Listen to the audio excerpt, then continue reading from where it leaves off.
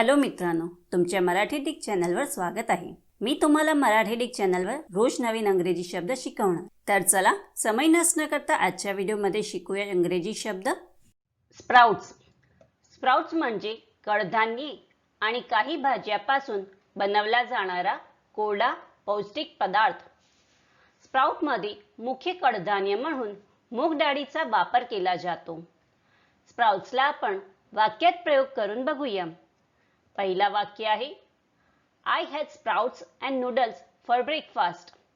दुसरा वाक्य आहे, You will need sprouts to make misal. तिसरा वाक्य आहे, Sprouts are a dry, nutritious food made from cereals and some vegetables. चौथा वाक्य आहे, I take sprouts in my tiffin. Friends, व्हिडिओला लाईक, शेअर आणि कमेंट करायला विसरू नका आणि चॅनलला सबस्क्राईब करा। Thank you.